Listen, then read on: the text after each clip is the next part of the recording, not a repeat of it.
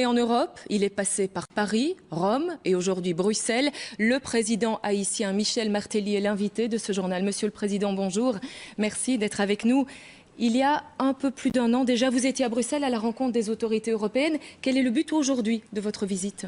Pratiquement, Nathalie d'ailleurs, merci de m'avoir, pratiquement rassurer le président du Conseil, l'Union européenne en général, et encore une fois remercier l'Union européenne, les pays de l'Europe pour leur support constant à Haïti et aussi surtout leur rapporter les bonnes nouvelles qui viennent d'Haïti. Ces bonnes nouvelles semblent ne pas pouvoir traverser les océans, donc il était important de venir et de les communiquer aux partenaires. Ces bonnes nouvelles, quelles sont-elles? Parce que vous avez hérité d'un pays qui était sinistré, il y a eu tremblement de terre, un pays que l'on disait corrompu aujourd'hui. Vous êtes convaincu que cela va mieux? Ça va mieux. On en a les bonnes nouvelles, on en a sur Haïti est classé aujourd'hui 47e après les États-Unis sur 180 pays pour la liberté de la presse. Le taux d'inflation a été réduit de 6,5 à 4,5 cette année.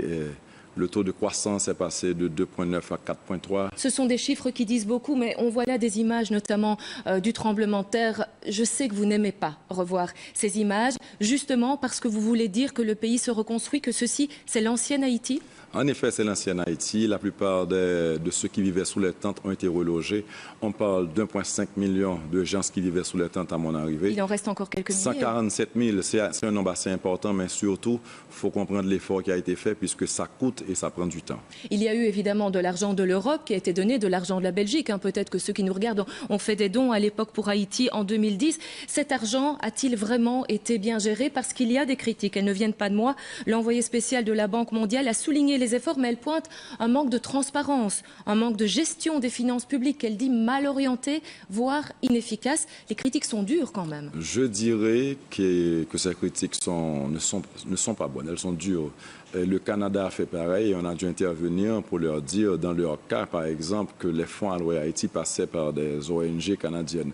Dans le cas de la Banque mondiale, on est intervenu pour demander des explications sur ces déclarations, puisqu'aujourd'hui, nous demandons aux institutions de nous accompagner. Nous sommes conscients qu'il y a eu un laisser-aller au niveau de la gouvernance en Haïti. Tout n'a pas forcément été bien géré dans l'argent public qui est arrivé? Non, parce que dans un premier temps, il s'agissait on n'a pas la culture du tremblement de terre, donc on n'avait pas un programme. Ces ONG ont dû investir dans l'eau, dans la nourriture gratuite, dans l'électricité.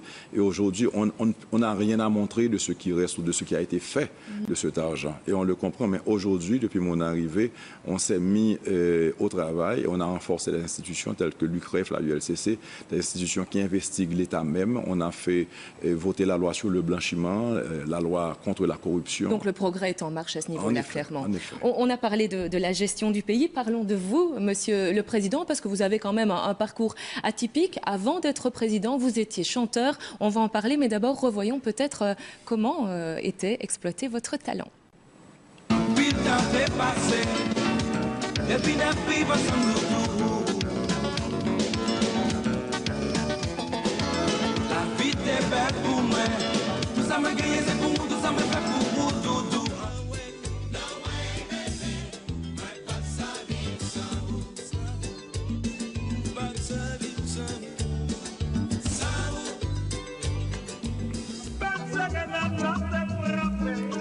Voilà, la chanson, la danse, c'était votre force. Ça a évidemment servi votre popularité.